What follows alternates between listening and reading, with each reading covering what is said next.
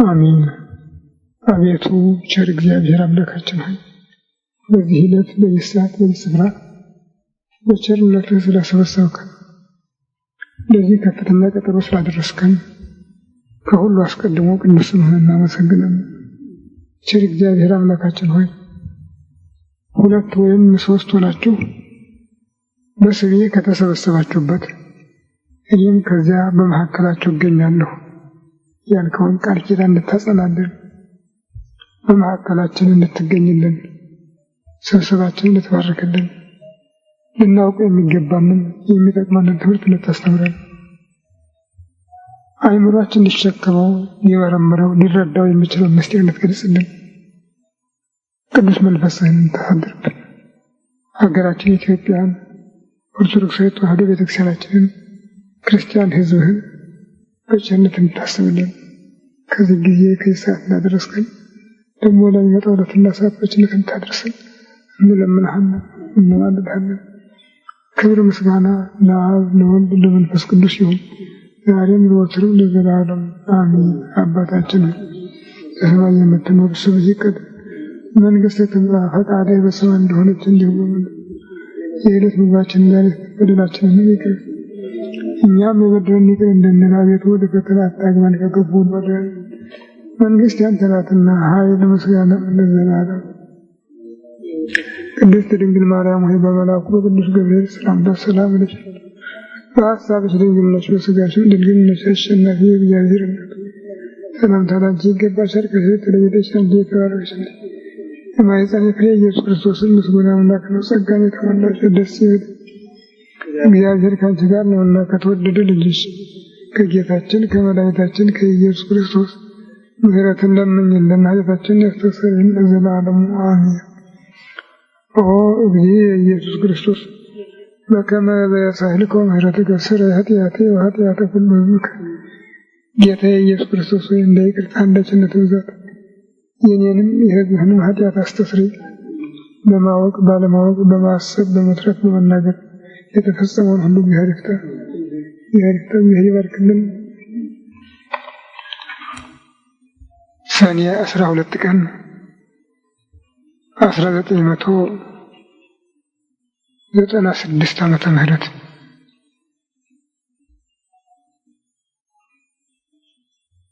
ይህ ዕለት ከፍተኛ ዕለት ነው። ከቅዱሳን መላእክት መካከል የታላቁ የኃያሉ የሊቀ መላእክት ቅዱስ ሚካኤል መታሰቢያ ነው። የታሪክ መጻሕፍት ሁለተኛው የሹመቱ ቀን ይሉታል። የመጀመሪያው የሹመቱ ቀን ኅዳር ነው። ሊቀ መላእክት የሆነበት ሳጥናኤል የወረደበት እሱ ሊቀ መላእክት የሆነበት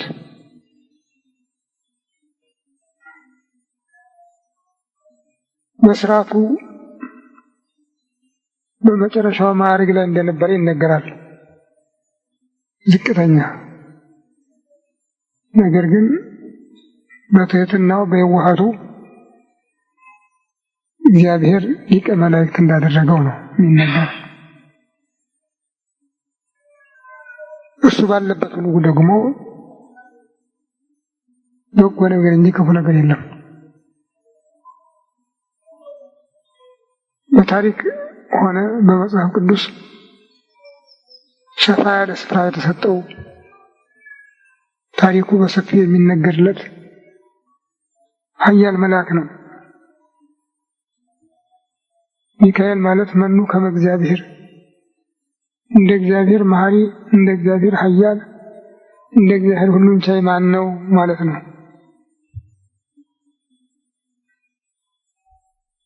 እንዲያውም እጹብ ነገር ድንቅ ነገር ነው ማለት ነው ለትርጉሞታል። የማይመረመር ነቢዩ ሄኖክ እስመ በዲበ ሰናይቱ ለሰብእ ታዛዚ፣ ከደግነቱ ሁሉ በላይ ለሰው ታዛዥ ነው ብሎ ጽፎለታል። እና በብሉይ ኪዳን የነበሩ አበውን በየጊዜው የረዳ የታደገ በሐዲስ ኪዳንም ጠቅላላ ሐዋርያትንም ሰማዕታትንም ጻድቃንንም ሲራዳ የኖረ ዛሬም ተልእኮ የማይጎልበት አገልግሎት የማይቋረጥበት ኃያል መልአክ ነው።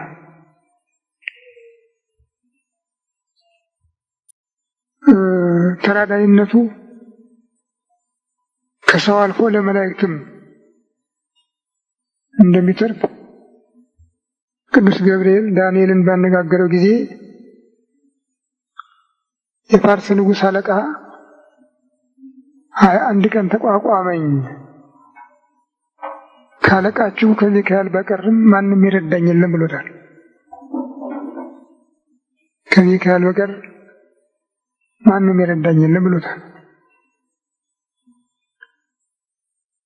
ቅዱስ ሚካኤል እስራኤልን ለመጠበቅ ከአባቶቻቸው ዘመን ጀምሮ አብሯቸው የኖረ ሲሆን ዛሬም እንኳን አብሯቸው እንደሚኖር ነው የተነገረለት። ነቢዩ ዳንኤል በምዕራፍ 12 ወወታሚረ ይቀውም መልአክ አቢይ ሚካኤል ለደቂቀ ሕዝብከ፣ ያን ጊዜ ታላቁ መልአክ ሚካኤል ለወገን ልጆች ይቆምላቸዋል ብሎ ቅዱስ ገብርኤል እንደነገረው ጽፎታል። እስራኤል ከበደል የሚለዩበት ጊዜ የለም። ነገር ግን እግዚአብሔር በአባታቸው በአብርሃም ቃል ኪዳን ምክንያት ስለሚጠብቃቸው እንዳይጠፉ እስከዛሬም የሚታደጋቸው ጥንቱን ከግብጽ መርቶ ያወጣቸው 40 ዘመን መና ከደመና እያወረደ ውሃ ከድንጋይ እያፈለቀ ያገለገላቸው ዛሬም የሚራዳቸው የውሃ ኃያል መልአክ ቅዱስ ሚካኤል ነው እና ቅዱስ ሚካኤል ከፍተኛ መልአክ ነው። አገልግሎቱም መደበኛው ክህነት ነው። የሱራፌል አለቃ ነው። የካህናተ ሰማይ አለቃ ነው። ነቢዩ ኤርምያስ እወ ማህሌታይ ሚካኤል፣ ሚካኤል በዜማ የሚያመሰግን ነው ብሎታል። ማህሌታይ ይለዋል እና የሱራፌል የካህናተ ሰማይ አለቃ እንደመሆኑ መጠን ስራው መስተክህን ነው። ቅዳሴ ውዳሴ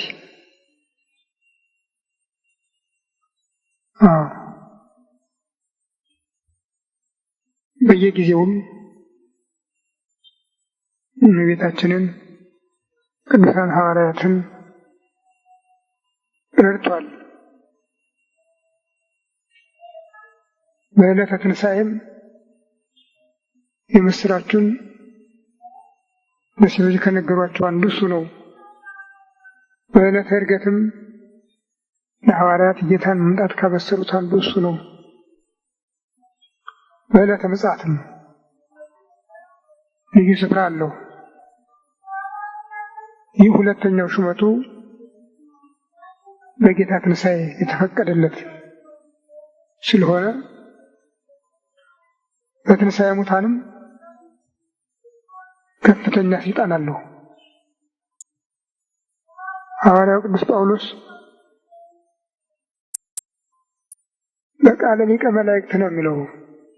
የሙታን ትንሣኤ በሊቀ መላእክት በቅዱስ ሚካኤል ቃል ድምፅ ይነገራል ነው የሚለው። አበው በጌታ ፊት ቆሞ ቅዱስ እግዚአብሔር ቅዱስ ኃያል ቅዱስ ሕያው ዘኢይመውት ዘተወልደ እማርያም ቅድስት ድንግል ተሳሃለነ እግዚኦ ቅዱስ እግዚአብሔር ቅዱስ ኃያል ቅዱስ ሕያው ዘኢይመውት ተጠምቀ በዮርዳኖስ ወተሰቀለ በዕፀ መስቀል ተሳሃለነ እግዚኦ ቅዱስ እግዚአብሔር ቅዱስ ኃያል ቅዱስ ሕያው ዘኢይመውት ተንሥአ እሙታን በሠላስቱ ዕለት ዐርገ በሰዋስወ ሰማያት ወነበረ በየማነ አቡሁ ዳግም የመጽእ ወስብሐት ይኰንን ሕያዋነ ወሙታነ ተሳሃለነ እግዚኦ የሚለው ቃል ሲያውጅ ሙታን ከያሉበት ተሰብስበው ምድርን ይሞላታል። ትኩስ ሬሳ ይሆናል። ዘተወልደ ሲል ዘተጠምቀ ሲል ዘተወልደ ሲል ሁሉም አጽሙ ይሰበሰባል። ዘተጠምቀ ሲል ደግሞ ትኩስ ሬሳ በድን ይሆናል። ዘተንሳ ሲል ሁሉም ከእንቅልፉ እንደሚነቃ ብድግ ብድግ ብድግ እያሉ በጌታ ፊት ይቆማሉ ነው የሚለው እና በዕለተ ትንሣኤ በዕለተ ዕርገት የተሰጠው የሁለተኛ ማዕረግ ሰኔ 12 ቀን እንዲታሰብ በቤተ ክርስቲያን ስለተሰራ ዛሬም በዚያ መሰረት ነው የምናስበው።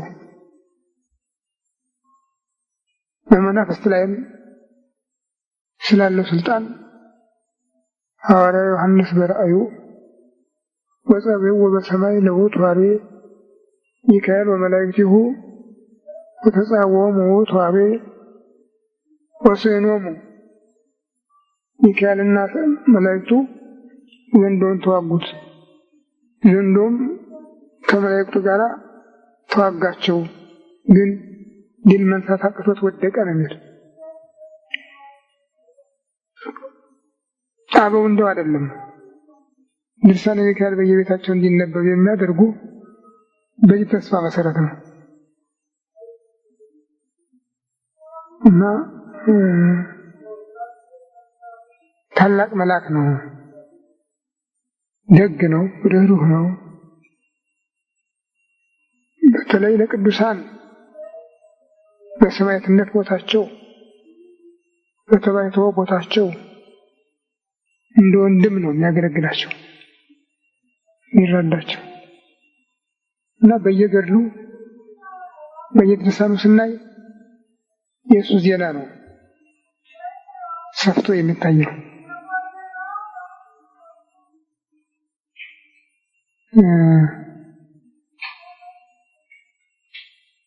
በአጋጣሚ እዚህ ላይ ከታዳጊነቱ ያገኘኋቸውን አንዳንድ ነገሮች ማስታወሳችሁ ደስ ይለኛል። ምስክርነት ነው። እንዲያውም ይህን 3 ቀን በጣም አሞኝ ነበረ። ይሄ ቀኙ ጥርሴ ታሞ አፌን ለመክፈትም ለመዝጋትም እንኳን እህል መብላት ውሃ መጠጣት ምራቅ መጥፋት አቅቶኝ ሰነበትኩኝ እስከ ዛሬ 6 ሰዓት ድረስ። ምንድን ነው ይሄ ነገር? እንደው በጣም አሰብኩ። ምግብም ከለከለኝ፣ ሲነዝረኝ ጭንቅላቴ ድረስ ይስበኛል፣ ከታች ደግሞ ልቤ ድረስ ይሰማኛል። ሰውነቴ ተመረዘ። ይሄ ሌላ መልእክት ይኖረዋል እንጂ ብዬ ይህን ሳስብ ልጁ መድኃኒት ገዝቶ አምጥቶ ሰጠኝ በ6 ሰዓት ላይ። ያችን ዋጥኩ። አሁን ይኸው ህይወት አግኝቼ ነው እንደገና በመካከላቸው የተገኘሁ እንጂ አልችልም ነበር። እንደው የተደጋገመ ስራ አለው። በ29 ዓመተ ምህረት ገና ምናልባት 11 ዓመት 10 ዓመት በዚህ ገለማ ሆናለሁኝ በግምት ነው። አባቴ ሞተ በዛሬ ቀን ነው። እኔ አጠገቡ ሆኜ ነበር ማስታመመው። ቀኑም እንደዛሬ ቅዳሜ ቀን ነበር። ዓርብ ማታ አበ ነበር የሚለኝ። አበ ምንድነው ዛሬ አለኝ። ምን ነው አልኩት። ሰዎች በብዛት እየመጡ ነው። በተለይ ካህናት ተሸክመው ነው ለብሰው አይጣን ይዘው በሩን ከፈቱልን እያሉ ነው። ጉዝጓዝ ጎዝጉላቸው፣ ሌላ እንኳን ቢቀር ቄጠማ ጎዝጉዙላቸው አለኝ። ኧረ ምንም የለም አልኩት። አይ የነገርኩህ ቆመዋል፣ ከአንተ ጋር ጉዳይ አለን ብለውኛል ይላሉ አለኝና ቆየን። አባቴ ህዝባዊ ነው፣ ትምህርትም የለውም። ብቻ አቡነ ዘበሰማያትን አስጠንቸዋለሁ እና ደግሞ በዚያ በልጅነት የሰማሁት ኦ አምላክ ሀቢብ ኢየሱስ ክርስቶስ እግዚእ ስራይ ኃጢአቴ እንዘይብል ብሂስ ወጸልየ ይቤ እግዚእ በስሜ ወበስመ ሀቢብ ገብሬ አሐድ ግሎቱ ዘገብረ የጋይ የሚል አርኬ ሰብቼ ነበር። ይችንም ነግሬዋለሁ። ይችን በቃ ባጥንቷል። እና ቆይቶ ወደ ግማሽ ሌሊት ገደማ ሲሆን ይችን ነገር ጸለየ። ሁለቱንም አቡነ ዘበሰማያትንም ይችንም ከጸለየ በኋላ በቃ አንቀላፋ። በማግስቱ ቅዳሜ ነበር። የግራ ቀኝ ሰው ተሰብስቦ ያለ መቃብር ስንዘጋጅ አውሮፕላን መጣ። እዚያ ጎረቤት ያለውን አገር ቀጥቀጥ አድርጎ ደበደበ። ሰዎችን ቤታቸው እንዳሉ አቃጠለ። እኛ ለመቃብር ጌታ ይዘን ሄደናል ቤተ ክርስቲያን። ሰው መተሸረፈ፣ በየጫካው ተበተነ። አንድ ማይጨው የዘመዱ ሰው እያሉ ወዲያ ተሰብስበው ተበተኑ። እኔ አውቀዋለሁ እሱን ሰው ካየ አይሆንም አሉ። አስከሬኑ ብቻውን ቀረ። እኔ ብቻ ነኝ አጠገቡ ያለሁ። እኔንም ና አይ የማልሄድ ምን የመጣው ሞት ከሆነ ከአባት ያለየም ብዬ እንዳልኩኝ እና እዚህ ጣራው ላይ ዛፉ ድረስ እየደረሰ ነው የሚሄድ። ማንንም አይፈራም። ይዛ ጊዜ ድምፁ ጠፍቶ ጭጭጭ ነው የሚለን እንደምትል ነገር በላያችን 3 ጊዜ ተመላልሶ ምንም ያደረገው ነገር የለም። ጥሎን ሄደ። አሁን አስታውሰዋለሁ ያንን ነገር። 68 ዓመት ሆነ። እንደገና ነሐሴ 12 ቀን 32 ዓመተ ምህረት ዓርብ ቀን ነበር። ከልጆች ጋር እየታገልን እንጫወታለን። ቤተክርስቲያኑ አክርማና ሙሉ ይገዛዋል። አድጎ ቁመታችን ውጦን ውስጥ ለውስጥ እየሄድን ነው የምንታገል። አንድ ንጥፍ ድንጋይ ላይ አንድ ሰው ቆሞ ነጭ ልብስ ለብሶ ዘንጉን ተደግፎ ዳዊት ይደግማል። ጊዜው ከ3 ወደ 4 ገደማ ይመስላል። ሙቀቱ ሌሊቱን ዘንቦ አድሮ ፀሐይ ወጥቶ ለሱ እንትን የምንለው ታው ቢለንም አንሰማም እኛ ስንታገል። ከዛ ድንገት መጣ። አልታሰበም። የመጀመሪያው ቀን ነው። እንደመጣ እዚያ ነጭ ልብስ ለብሶ ቆሞ ሰው ላይ ጣለ እና ሰውየውን ከውጭ ዕቃ ቤቱ ግቢ ዋንዛ ዛፍ አለ፣ በዚያ ላይ አሳልፎ ዕቃ ቤት ግቢ ጣለው። እኔ እግሩ ስር ነበርኩኝ። እያገኘ ሰዎችን ልጆችን አንዱን እጁን አሰርጎትና እኔ ይህን ካመጣሽማ ብለው ለሁለት ተጋግዘው እዚህ እግሬን ገጥሞ እዚህ ላይ እጄን ደግሞ እንደዚህ ዘርግተው ወጥረው አስረውኝ ሄዱ እና እግሩ ስር ነበርኩኝ። ሰውየውን ወርሮ ግቢ ሲጥለው ድንጋዩ የቆመበት ድንጋይ ደግሞ ተፈንቅሎ እሱን ተከትሎ ሄዶ ዕቃ ቤቱ በር ላይ ይወድቃል። እኔ የተኛሁበት መሬት በሙሉ ይገለባበጣል። በዚህ በቀኝ እጄ ያለውን እንትኑን ከነጉሊቱ ነው ይዤ የገባው ቤተክርስቲያን እንደረጥኩ ምንም አላውቅም። እንደዚህ አድጎኛል። በ33 ዓመተ ምህረት ደግሞ እቺ ቤት ማሪ ግባርኩኝ ከአንድ ሀገር ወደ አንድ ሀገር ስንል ተስቦ በሽታ ገብቶ አንድ ቦታ ጓደኞቻችን ገሎብናል። ለእነሱ ተስካር እናወጣለን ብለን በመስከረም ከዚያ ካለሁበት መንግስቱ ይባላል ከዚያ ሸክሸንጎ ይባል ቦታ መጣን። እዚያ ተስካሩን አውጥተን ስንመለስ ጥቅምት እኮ ነው። ጥቅምት 12 ቀን ነው። ድንገተኛ ዝናብ ደጋ ዘንቦ ነበር። መጥቶ አንድ ወንዝ አለ ሷሃ የሚባል ግጥም ማን ያነቀን። ከዚያ በኋላ ከዚያ ዋናተኛ ቀኑ ገበያ ነው። ሰው ወደ ዋዲ ይላል። ዋናተኛ ገባ። እኔንም አንድ ሰው ይዞኝ ገባና ከጀርባው ላይ ማይበል ነጥቆ ወሰደኝ። ወዲያው ወዲህ ቢገባ ወዲት ወስዶ ከያዛፍ ላይ አስቀምጠኝ። ከዚያ ባልፈ ገደል ነው መጣው ነው ይዘጋ ተረፈኝ። እንደገና 39 ዓመተ ምህረት ደግሞ ተስቦ ታመንኩ። ተስቦ ደግሞ በአገር ከዞረ እኔ ሳይጠይቅ አይሄድም እንደ ዘመን ሁሉ። ከዚያ ታመምኩኝ።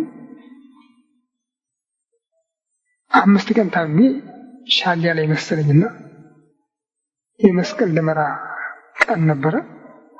ቀና ብዬ ቁጭ ብዬ ቆየሁኝ። ቆይቼ ሲደክመኝ ጊዜ ልተኛ ስል ትራስ አነሰኝና ላይ የሰቀልኩትን ሱሪ አውርጄ ተንተራስኩት። በዚያው ግሪሻ ዋለብኝ።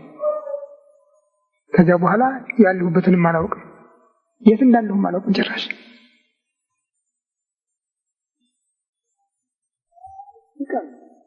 ረቡዕ ማታ የተለወጠብኝ እስከ ቅዳሜ ጠዋት ድረስ የት እንዳለሁ አላውቅም።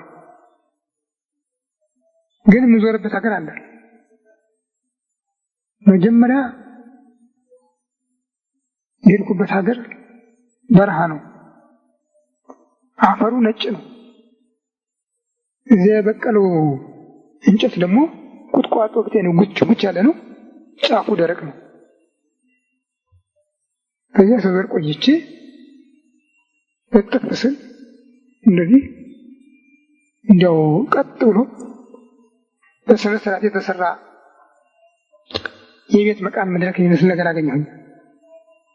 ከዚያ አለፍ ስገባ አንድ ሀገር ነው። የሄደው ሰው ይህን ያህል አይባልም ቁጥሩ። ሄዶ እዚያ ተከማይቷል። የቆመ በሰልፍ ነው። እኔም ሄጄ እዚያ ቆምኩ። የምጠይቀውም የለኝም፣ ማናገረውም የለኝም። ከኔ በኋላም የመጣ ሁሉ እንደዚያው ብቻ ተራይዞ መቆም አለበት።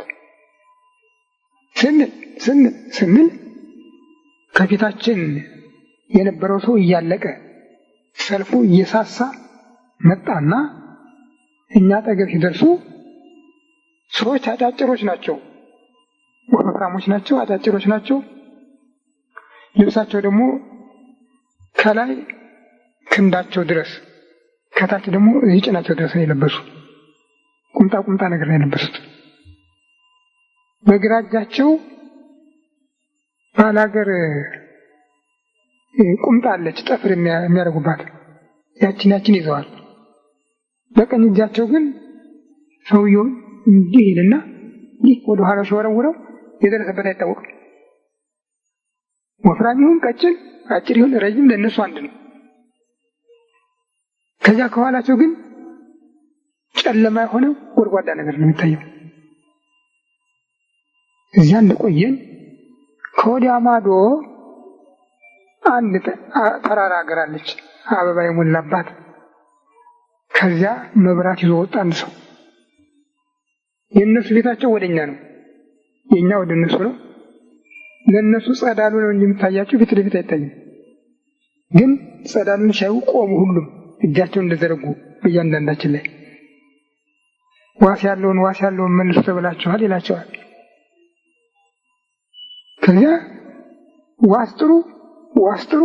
ዋስጥሩ ትንፋሻችንን ቁረጥ አደረጉት። ለእኔ እዚህ ሀገር የመጣሁ ዛሬ ነው፣ የማውቀው ሰው የለኝም። ከፈቀዳችሁልኝ ሀገሬው ሄጄ ይዤ ልምጣ እላቸዋለሁ። ምን ይቀልዳለሁ ወይስ አለ ዛሬ ዛሬ ገና መምጣት እዚህ ሀገር ከመጡ መመለስ የለም ይለኛል። ታዲያ እኔ የማውቀው የለኝም ታዲያ ምን አደርጋለሁ እንግዲህ እለዋለሁ። ቅዱስ ሚካኤል ይዋስ እንደሆን ጥራው ይለኛል።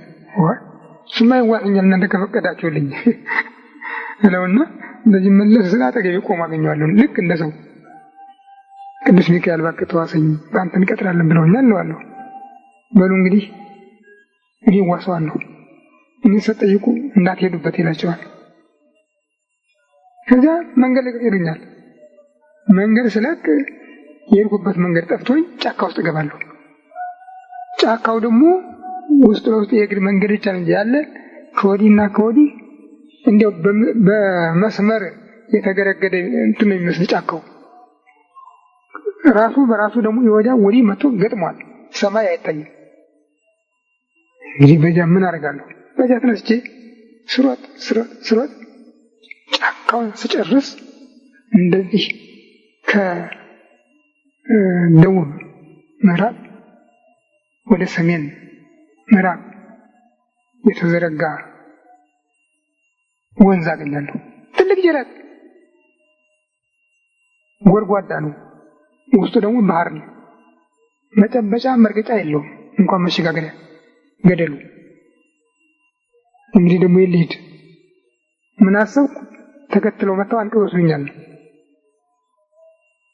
እዚያ ቆሜ ሳለቅስ አንድ ሴትዮ እዚህ በገደሉ ላይ እየተራመደች አበሳ ልብስ ለብሳለች ትመጣለች። እንደው ረጋ ብላ ነው ምን ሆነሃል ትለኛለች።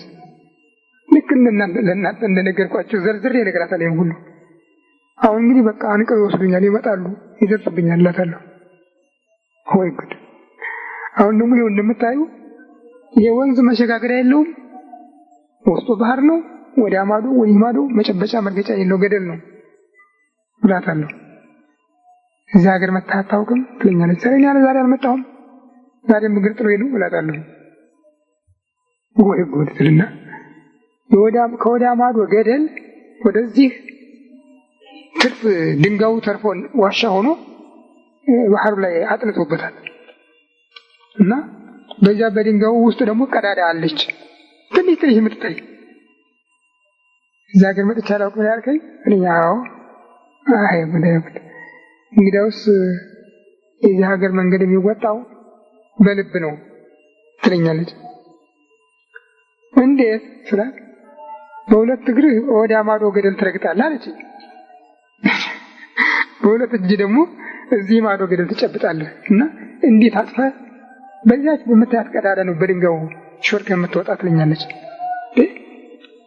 እንዴት ይሆናል ልሞክር እንኳን ብል ይህን ባህር ተሻግሬ ነው ያማዶ ገደል መርገጥ የምችለው። ደግሞ ምን መጨበጫ አለና ነው እላታለሁ። ምን ልከኛል ወንድም ሲሞክር ትለኛለች። እንደዚህ ግን ተዘረጋው እዚያ ማዶ ይደርሳል። እጄ ደግሞ እዚህ የሚጨብጠው አገኛለሁ። እንዲህ ስታጠፍ ጥቅልል አድርጎ በዛች በድንጋይ ቀዳዳ ምን ኃይል እንደወረወረኝ አላውቅም። ወጥቼ በዛች በድንጋይ ቀዳዳ ቁጭ እላለሁ። ነጭ ድንጋይ አጠገብ አግኝቼ ያንን እየሰባበብ ሁለተኛ ሰው መጥቶ እንዳይቸገር እያልኩ ያችን ቀዳዳ ደፍናለሁ። እነዚያ ሰዎች እንደፈራሁት እያጨበጨቡ ሁለት ሆነው ዱላቸው እያወዛወዙ ይመጣሉ። እዛ ሲደርሱ አገኘኋት። ምን ሆናችኋል አለቻቸው። እባክሽ እንዲህ አለፈ አመለጠን። እንግዲህ ማስፈማት አታገኙትም እንኳን ለሱ ሌላው በር እየዘጋባቸው ነው። አታዩት በያባዶ የሚሰራው ስራ ለሌላውም እኮ በር እየዘጋ ነው። እንኳን እናንተ እሱ አታገኙትም ተመለሱ ትላቸዋለች። ተናደው እያጨበጨቡ ወደ ቤታቸው ስነቃ ካፍንጫዬ ነስር እንባዬ ላቤ ባንድ ላይ ይፈሳል። እናቴ ራስ የቆማ ታለቅሳለች። በቀረ ሌላ የሚሰማኝ በሽታ ነገር የለም። ምን ነው ስላት ሞትኩ ብዬ እኮ ነው እኔ ሳልሞትኩ ዙረት ሄጄ ነው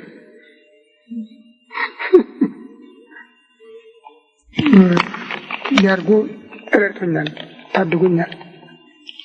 ከዚያው ጊዜ ወዲህ ተስቦ የሚባል ነገር ቆመልኝ፣ አይነካኝም የትም ይመጣል። እዚህ በ85 ሆስፒታል ተኝቼ የነበረ ጊዜ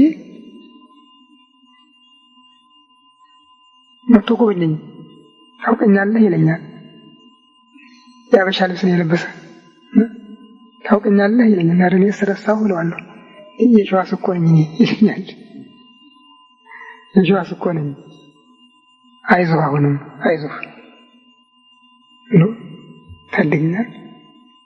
ይኸው ከዛ ጊዜ ጀምሮ ደግሞ ይኸው ስንቱን አሳይቶኝ እግዚአብሔር እስካሁን ድረስ ደግሞ አለው። ይኸው እና ዛሬ ሲያመኝ ግን ያቺ ቀን ትምህርት አመጣች ብዬ ነበረ። በእውነት ይገርማቸው ነው።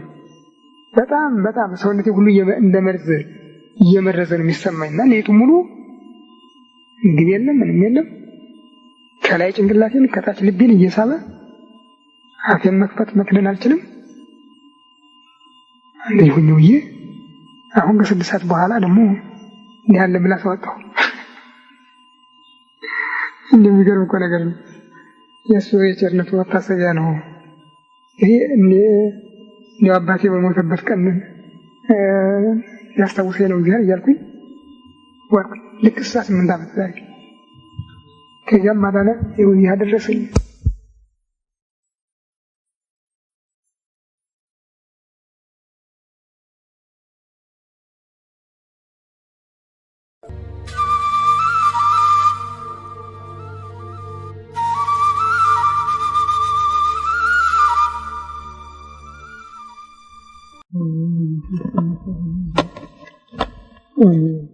አቤቱ ቸር እግዚአብሔር አምላካችን ሆይ በዚህ ዕለት በዚህ ሰዓት በዚህ ስፍራ በቸርነትህ ስለሰበሰብከን በዚህ ከፍተኛ ቀጠሮ ስላደረስከን ከሁሉ አስቀድሞ ቅዱስ ስምህን እናመሰግናለን። ቸር እግዚአብሔር አምላካችን ሆይ 2 ወይም 3 ሆናችሁ በስሜ ከተሰበሰባችሁበት እኔም ከዚያ በመካከላችሁ እገኛለሁ ብለሃልና በመካከላችን እንድትገኝልን ስብሰባችንን እንድትባርክልን ልናውቀው የሚገባንን የሚጠቅመንን ትምህርት እንድታስተምረን አእምሯችን ሊሸከመው ሊመረምረው ሊረዳው ሊጠቀምበት የሚችለውን ምስጢር ልትገልጽልን ቅዱስ መንፈስህን እንድትተገብርብን ሀገራችን ኢትዮጵያን ኦርቶዶክሳዊ ተዋሕዶ ቤተክርስቲያናችንን ክርስቲያን ሕዝብህን በቸርነት ልታስብልን መዓቱን በምህረት ቁጣውን በትዕግስት ልትመልስልን ይህችን ሀገር በቸርነት ልትጠብቅ እንለምንሃለን እንማልድሃለን። ክብር ምስጋና ለአብ ለወልድ ለመንፈስ ቅዱስ ይሁን ዛሬም ዘወትርም ለዘላለሙ አሜን። አባታችን በሰማይ የምትኖር ስምህ ይቀደስ፣ መንግሥትህ ትምጣ፣ ፈቃድህ በሰማይ እንደሆነች እንዲሁ በምድር የዕለት ምግባችንን ዛሬ ስጠን፣ በደላችንንም ይቅር በለን እኛም የበደሉንን ይቅር እንደምንል፣ አቤቱ ወደ ፈተና አታግባን ከክፉ ሁሉ አድነን እንጂ መንግሥት ያንተ ናትና ኃይል ምስጋናም ለዘላለሙ አሜን። እመቤታችን ቅድስት ድንግል ማርያም በመልአኩ በቅዱስ ገብርኤል ሰላምታ ሰላም ነሽ፣ በሐሳብሽ ድንግል ነሽ፣ በሥጋሽም ድንግል ነሽ። የአሸናፊ የእግዚአብሔር እናት ሆይ ሰላምታ ላንቺ ይገባል። ከሴቶች ሁሉ ተለይተሽ አንቺ የተባረክሽ ነሽ፣ የማኅፀንሽ ፍሬ ኢየሱስ ክርስቶስ ምስጉን ነው። ጸጋን የተመላሽ ሆይ ደስ ይበልሽ፣ እግዚአብሔር ከአንቺ ጋር ነውና ከተወደደ ልጅሽ ከጌታችን ከመድኃኒታችን ከኢየሱስ ምሕረትን ለምኝልን ኃጢአታችንን ያስብልን ለዘላለሙ። ኦ እግዚእ ኢየሱስ ክርስቶስ በከመ በያሳህልከ ምሕረትከ ሠረይ ኃጢአቴ ወኃጢአተ ኩሉ ሕዝብከ። ጌታዬ ኢየሱስ ክርስቶስ እንደ ይቅርታህ እንደ ቸርነትህ ብዛት የእኔንም የሕዝብህንም ኃጢአት አስተስርይ። በማወቅ ባለማወቅ በማሰብ በመፍራት በመናገር የተፈጸመውን ሁሉ ይቅርታ ይሁን።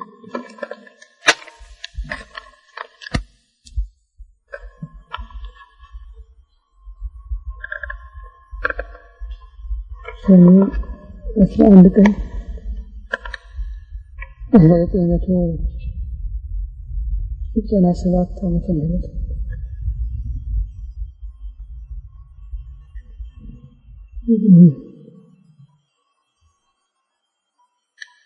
ዛሬ በዓለ ሀምሳ የሚባለውን 50ኛውን ቀን ለማክበር በዋዜማው መጨረሻው ሰዓት ላይ ደርሰናል። በዓለ ሃምሳ ማለትም የሃምሳ ቀን በዓል ፍጻሜ ሃምሳኛ ቀን ማለት ነው። ከትንሣኤ እስከ ዕለተ ጰራቅሊጦስ ያሉት ዕለታት የጌታን የትንሣኤውን ምስክርነት የምንማርባቸው፣ የምናስተምርባቸው፣ የምንመሰክርባቸው፣ የምናወጅባቸው ዕለታት ናቸው።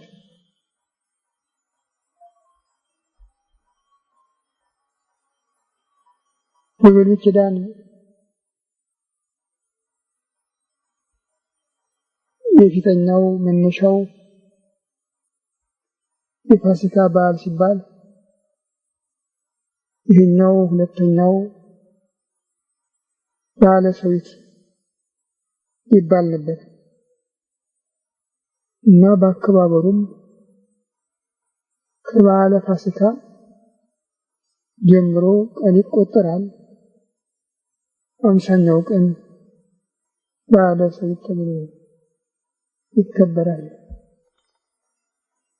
ፋሲካ እስራኤል ከግብጽ ባርነት ነፃነታቸውን ያገኙበት ቀን ሲሆን በዓለ ሰዊት ደግሞ በየዓመቱ ከክረምት መውጫ በኋላ የዘሩት ዘር ፍሬ ጨብጦ የመጀመሪያ እሸት የሚያዩበት ዕለት ነው። በፋሲካ እስራኤል ከግብጽ ሲወጡ በችኮላ የተዘጋጀ ስንቅ ሳይዙ በመውጣታቸው እና በመንገድ ቂጣ እየጋገሩ በመረዳታቸው እስከዛሬም ድረስ የፋሲካ በዓል በእስራኤል ስርዓቱ የቂጣ በዓል ነው የሚባለው። በዚያ ሳምንት እርሾ ወይም የቦካ ነገር የሚባል በቤት ውስጥ እንዲኖር አይደረግም። ከተደረገ ለቅጣት ያደርሳል እና የቂጣ በዓል ተብሎ ይጠራል። በዚህ ጊዜ ደግሞ ከአዝመራቸው መጀመሪያ የደረሰውን የፍሬ እሸት ይዘው ወደ ቤተ እግዚአብሔር የሚገቡበት ለመጀመሪያ የእሸት መስዋዕት ለእግዚአብሔር የሚያቀርቡበት ስለሆነ ያ የቂጣ በዓል የፋሲካ በዓል ይባላል። ይሄ ደግሞ የእሸት ነዶ በዓል ይባላል። እነዚህ ናቸው። እነዚህ 50 ቀናት ጌታ በትንሣኤው ልዩ ስራ የሰራባቸው ናቸው። ጌታ በዚህ ዓለም 3 ዓመት ከ3 ወር እንደቆየ ሞቶ ቢቀር ኖሮ የተደረገው ተአምራት ሁሉ ማረጋገጫ ሊኖረው አይችልም ነበር። ግን መጀመሪያም እሞታለሁ ብሎ ሲናገር እንደቆየ ያንንም በመስቀል ላይ እንደፈጸመ ሁሉንም እሱ በፈቀደ መልኩ በመስቀል በሲኦል በመቃብር እንዳከናወነና ከዚያ በኋላም እስከ ዕለተ ዕርገት በደቀ መዛሙርት መካከል አንዳንድ ጊዜም በሙሉ ጉባኤ አንዳንድ ጊዜም 2-3 ሆነው በተገኙበትም እየተገለጠ ራሱን ካጽናናቸው ራሱን ከገለጸላቸው ካጽናናቸው ካረጋጋቸው በኋላ እምነታቸውን ካረጋገጠላቸው በኋላ ነው ያረገ። ሲያርግም እንዲያው አርጓል በሚል አይደለም። ደብረ ዘይት ላይ ሰብስቦ መጀመሪያም ምሳ አብልቷቸው ከዚያም እያነጋገራቸው ወደ ደብረ ዘይት ተራራ ወስዶ አንድ ባንድ በአንብሮተ እድ የቤተ ክርስቲያንን ሹመት በጠቅላላ ከሾማቸው በኋላ አይናቸው እያየው ነው ወደ ሰማይ ያረገ።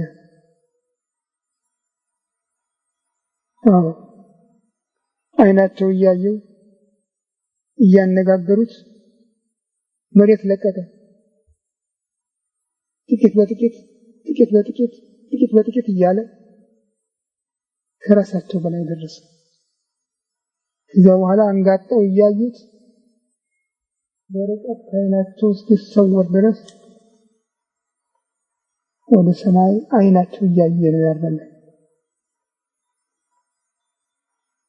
መለስ ሲሉ ግን ከሀሳባቸው ከሰመመናቸው ሲነቁ 2 ሰዎች አጠገባቸው ቆመው ነበር። ነጫጭ ልብስ የለበሱ። እናንተ ሰዎች ምን ታደርጋላችሁ? ይህ ከእናንተ ተለይቶ ወደ ሰማይ ያረገው ኢየሱስ ነው።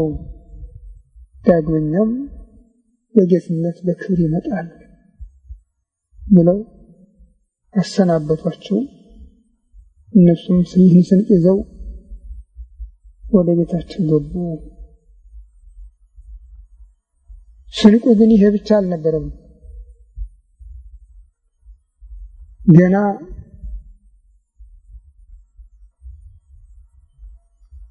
ሐሙስ ማታ ለዓርብ አጥቢያ በራት ላይ በተገኘበት በሰጣቸው ሰፊ ትምህርት ታላላቅ አርስቶች የያዙ ትምህርቶች ሰጥቷቸዋል።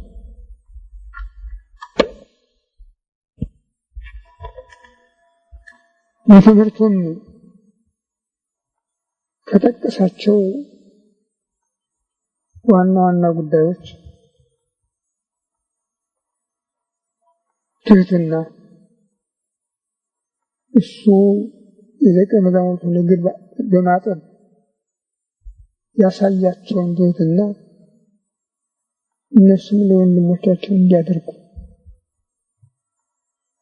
ሁለተኛው ፍቅር፣ እርስ በርሳቸው የሚዋደዱ ከሆነ ይህ ምልክታቸው እንደሆነ እንዲያውቁ። ይሄ ከሌለ እሱ አይደለም ክርስቲያን አይደለም ማለት ነው። ሶስተኛ ከነሱ ተለይቶ የሚሄድበት ጊዜ መቅረቡ፣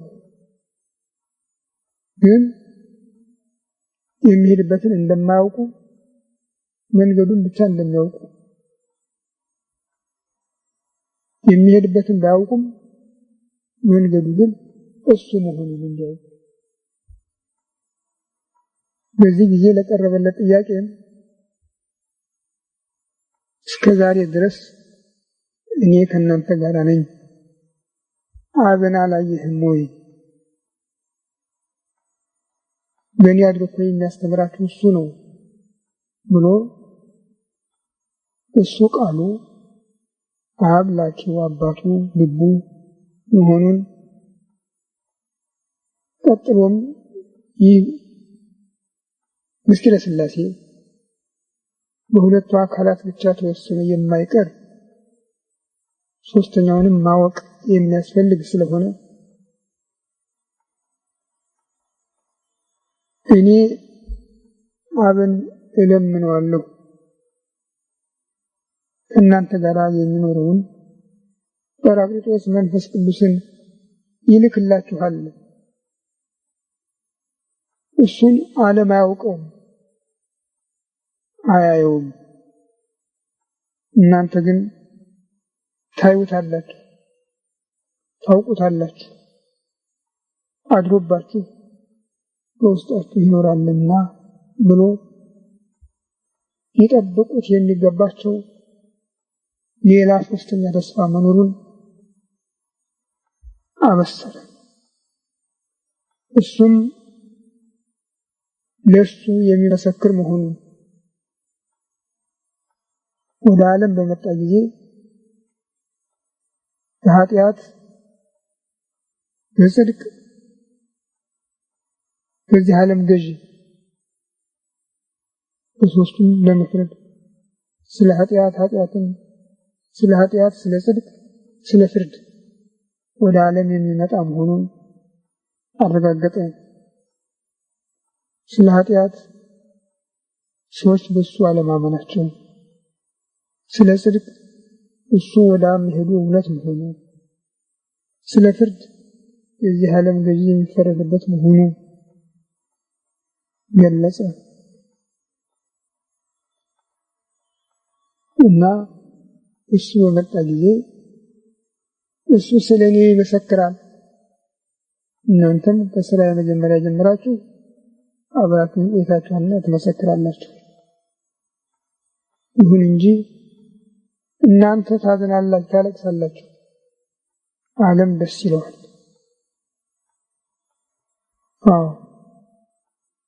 ቢሆንም ኋላ ደስ ይላችኋል፣ ደስታችሁንም የሚነጥቃችሁ የለም ካለ በኋላ እሄዳለሁ በማለቱ የደቀ መዛሙርት ልቡና ስለተመታ ስለደነገጠ እኔ ብሄድ ይቻላችኋል፣ እኔ ካልሄድኩ ጰራቅሊጦስ መንፈስ ቅዱስ አይመጣም፣ እኔ ከሄድኩ ግን እሱ ይመጣል፣ ወደ እውነት ሁሉም ይመራችኋል። እሱ በግሉ የሚናገረው ነገር የለም። ከኔ ነስቶ ከኔ የሰማውን ይነግራችኋል። እሱ እኔን ይገልጻል፣ እኔን ያከብራል።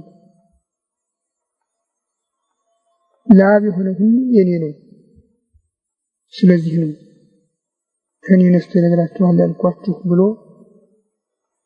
የመንፈስ ቅዱስ ሥራ ምዕመናን ክርስቶስን በሙሉ ሕይወቱ እንዲያውቁት ማድረግ ነው። በሙሉ ሕይወቱ ማለት ሰው የሆነ አምላክ መሆኑን አውቀው አምነው እንዲቀበሉ እንዲጸኑበት ማድረግ ነው። በመጨረሻም በትንሣኤው ቀን ማታ ሰላም ለእናንተ ይሁን፣ መንፈስ ቅዱስን ተቀበሉ እፍ ብሎ በንፋት በቃል መንፈስ ቅዱስን ካሳደረባቸውና በጠቅላላ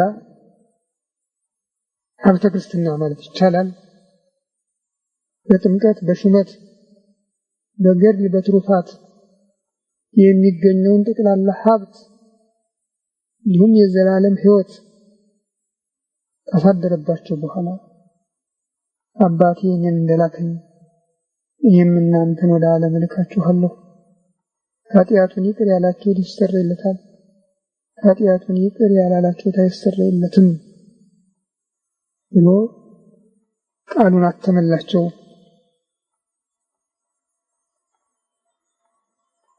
ግን ይህን ተስፋ ከኢየሩሳሌም ሳይወጡ እንዲጠብቁ አዘዛቸው።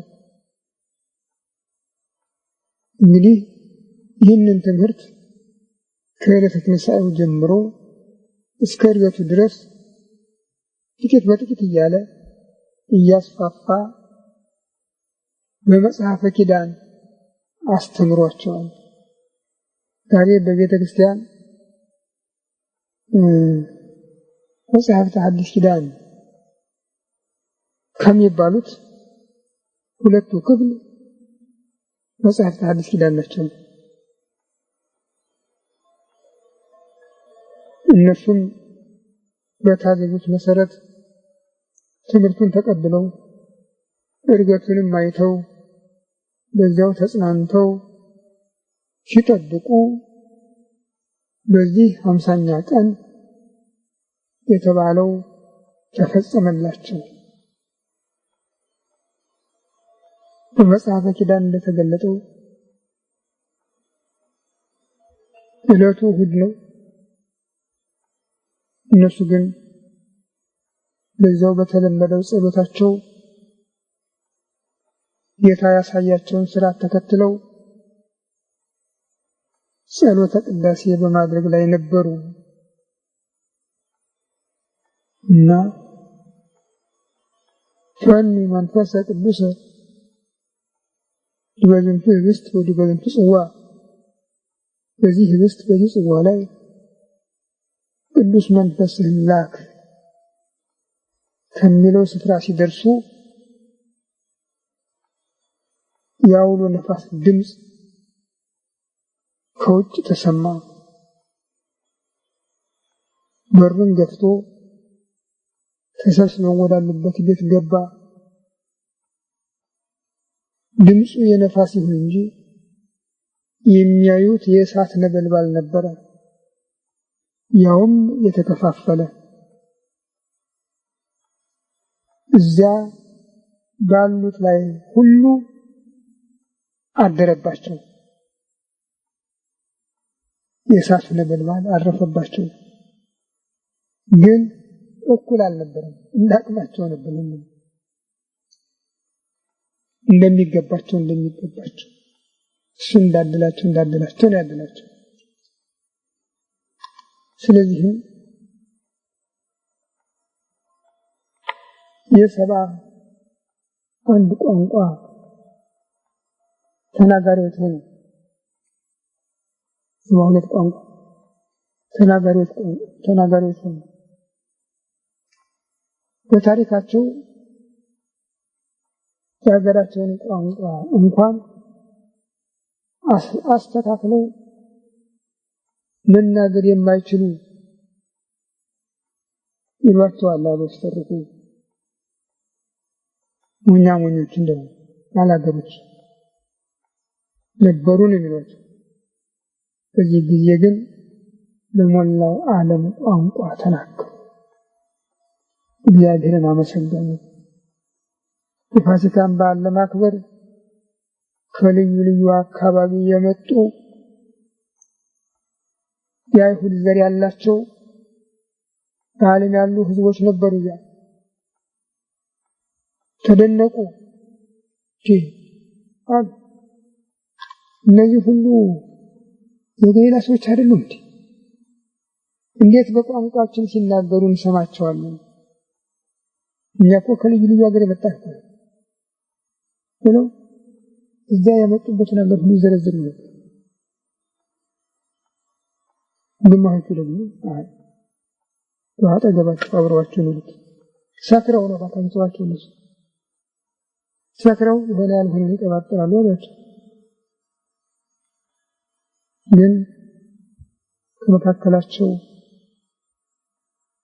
በጎችን ጠብቅ ተብሎ የተሾመው መጀመሪያም አንተ ክርስቶስ የእግዚአብሔር ልጅ ነህ ብሎ የመሰከረውና የቤተ ክርስቲያንን መክፈቻ ሰጥቻለሁ ሲል ባለቤቱ ያረጋገጠለት ያንንም በጎችን ጠብቅ በሚል ቃል ያጸናለት ታላቁ አባት ሐዋርያው ጴጥሮስ ተነሳ። እናንተ ሰዎች አትሳሳቱ እንዴ ሰክረው ትላላችሁ? አሁን እኮ ገና 3 ሰዓት ነው። በ3 ሰዓት ሰው ሰክሮ ይደርሳል እንዴ? ገና 3 ሰዓት ነው። እናንተ ማስተዋል ጎሏችሁ ነው እንጂ ይህ ሁኔታ እግዚአብሔር በነቢዩ በኢዩኤል የተናገረው ነው። ወእምድኅረ ዝንቱ ክቡር መንፈሴ ይበኩሉ ዘሥጋ ላዕለ አብርቴ ወአእማቴ ወይትነበዩ ሊቅክሙ ወአልሊክሙ። ሥጋ በለበሰ ሁሉ ላይ መንፈሴን አፈሳለሁ፣ በሴቶች በወንዶች ላይ መንፈሴን አሳድራለሁ። ወንዶች ልጆቻችሁ ሴቶች ልጆቻችሁ መጪውን ይናገራሉ ሲል ነቢዩ ኢዩኤል የተናገረው ተፈጽሞ ነው ብሎ ከዛ አያይዞ ምክንያቱ ግን እነሱ ጸልተው ተመቅኝተው ሰቅለው ተራሰው አስመስለው የሰቀሉትን ኢየሱስን እግዚአብሔር ሊገልጠው ይህን ያደረገ መሆኑን እሱ ራሱ ኢየሱስ ክርስቶስን ወደ አባቱ ካረገ በኋላ ይህን ጸጋ ለደቀ መዛሙርቱ የላከ መሆኑን አረጋገጠላቸው። ሶጦ ለዚህ ዘፍሬ ወዘታምሩ፣ ይህን የምታዩትን የምትሰሙትን ኢየሱስ ላከው አላቸው። እንዲህ አድርጎ አስደናቂ በሆነ ኃይል ስራቱን ፈጸመ። ይህ ጸጋ በደቀ መዛሙርት የተሰጠ በግል ሀብታቸው በግል ክብራቸው ለታላቅነታቸው ምስክር ሆኖ አይደለም፣ ያትርፋቸው ነው የተሰጠ። ግን ለመላዋ ቤተ ክርስቲያን ከዚያ ቀን ጀምሮ እስከ ዕለተ ምጽአት ክርስቶስን ልታስተምር ለቃሉ ልትመሰክር ለቆመችው ቤተ ክርስቲያን የተሰጠ ሙሉ ጸጋና ሹመት እድገት ነበር። ለዚህ ነው ጌታ ደቀ መዛሙርቱን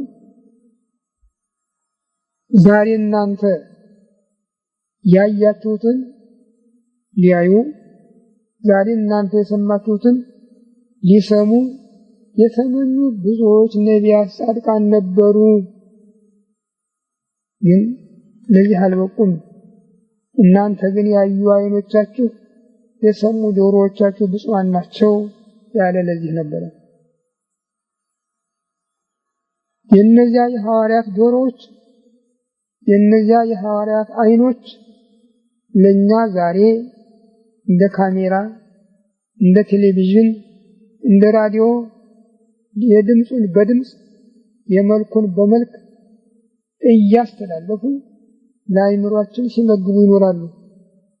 ወንጌል በተነበበ ቁጥር፣ ስለ ወንጌል ትምህርት በተሰጠ ቁጥር በዚያ ቦታ የተገኘ ሰው ሁሉ አይምሮውን አቅንቶ ከተገኘ ሐዋርያት ያዩትን ማየት፣ ሐዋርያት የሰሙትን መስማት ይችላል። ስጦታ ነው፣ ውርስ ነው፣ ተላልፏል። ያለች ለያለ ነው ብዙ የሚስተናከል እና ያ የእውነት መንፈስ በመጣ ጊዜ ወደ እውነት ሁሉ ይመራችኋል ስላለ ጌታ ያ የእውነት መንፈስ ቤተ ክርስቲያንን ሲመራ ኖሯል፣ በመምራት ላይ ነው፣ እስከ ዓለም ፍጻሜም ሲመራ ይኖራል። ግን አምኖ ለሚቀበል በሁሉ አይደለም። እና ይህ በዓል ነው እንግዲህ በነገው ቀን የምናስበው። ሃይማኖት ትምህርት መንፈስ የሚለው ቃል ብዙ ነገሮችን ያሳያል። ከዓይን የራቁ ነገሮችን ሁሉ ያሳያል። ጥቃቅኑንም ታላላቁንም፣ ነፋስን፣ ነፍስን፣ መላክን፣ እግዚአብሔርን ከዚያም አልፎ ጠላትን ሳይቀር ያመለክታል። ግን መንፈስ ቅዱስ ተብሎ በሚጠራበት ጊዜ ሌላ ተሳታፊ የለውም። መንፈስ ቅዱስ ተብሎ በሚጠራበት ጊዜ ሌላ ተጋሪ የለውም። አንድ ብቻ ነው። እሱም የእግዚአብሔር የባህሪ ሕይወቱ መንፈስ ቅዱስ አብ ወልድ መንፈስ ቅዱስ አንድ አምላክ ብለን ከምናምንባቸው አንዱ ሶስተኛው አካል ነው። አይቀላቀልም፣ አይነጠልም። በአንድነቱ መንታነት፣ በሶስትነቱ አራትነት አይቀላቀልበትም። በአብ ልብነት እግዚአብሔር ያስባል፣ በወልድ ቃልነት እግዚአብሔር ይናገራል፣ በመንፈስ ቅዱስ እስትንፋስነት እግዚአብሔር ሕያው ነው፣ ሌሎችን ይመራል። ስለዚህ ጌታ ይህ እኔ የምነግራችሁ ቃል አብ በእኔ አድሮ የሚሰራው ስራ ነው፣ በእኔ አድሮ የሚናገረው ቃል ነው፣ ትምህርት ነው ብሎ እንደተናገረ ስለ መንፈስ ቅዱስም እንዚያ ይነስ ወይነግረኩም ቃልነትን ከኔ ገንዘብ አድርጎ ይነግራችኋል፣ ያስተምራችኋል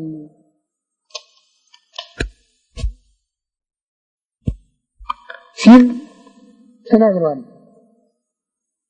እና በዚህ ዕለት ወንጌልን መንፈስ ቅዱስ ለምዕመናን አስተማረ። በወንጌል መንፈስ ቅዱስን የምንማርባቸው ሁለት መንገዶች አሉ። አንዱ በዕለተ ጥምቀት የተፈጸመው ጌታ በዮርዳኖስ ሲጠመቅ መንፈስ ቅዱስ በርግብ አምሳል ወርዶ በራሱ ላይ በማረፉ በእጅ መዳሰስ ባይቻል እንኳን ለዓይን እንደሚመች አካል ያለው መሆኑ ተገልጾ ተመዝግቧል። ራሱ ላይ በማረፉም ወልድ የአብ የመንፈስ ቅዱስ መንፈስ ቅዱስ የአብ የወልድ መሆኑን አረጋግጧል። አሁን ደግሞ በጽርሐ ጽዮን በነፋስ ድምፅ ተሰማ፣ ነፃ ድምፅ ግብተ ድምፅ ከመድምፀ ነፋስ ዋውሎ ነው የሚል ያውሎ ነፋስ ድምፅ ነበር ይመስለው። ሲገባ ግን ዋስተራይዎሙ ልሳናት ክፉላት የተከፋፈሉ የእሳት ልሳን ታዩአቸው ነው የሚል። አሁንም ለዓይን የሚበቃ አካልነትን የሚያመለክት ኃይል አለ። የእሳት ልሳን የተከፋፈለ የእሳት ልሳን ነው ያለ። የነፋስ ድምፅ ተሰማ አለ። ነፋስ አይታይም፣ ግን የነፋስ ድምፅ የተሰማው በእሳት መልክ ታየ። ይሄን መንፈስ ቅዱስ ለመሆኑ የተሰማው የነፋስ ድምፅ ነው። ጸጋው ሕይወትነት ስራው ሕይወትነት ለመሆኑ በእሳት አምሳል ታየ። አሁን ሀብቱን የሚያከፋፍል ስለሆነ የተከፋፈሉ የእሳት ልሳናት ታዩአቸው ብሎ ጻፈ። እንግዲህ መንፈስ ቅዱስን የምንማርባቸው መልኮች እነዚህ ናቸው።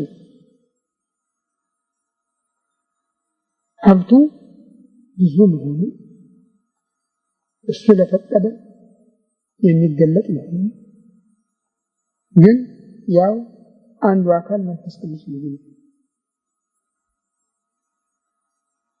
ስለዚህ ሃይማኖት በአብ ትጀምራለች፣ በወልድ ታድጋለች፣ በመንፈስ ቅዱስ ትፈጸማለች።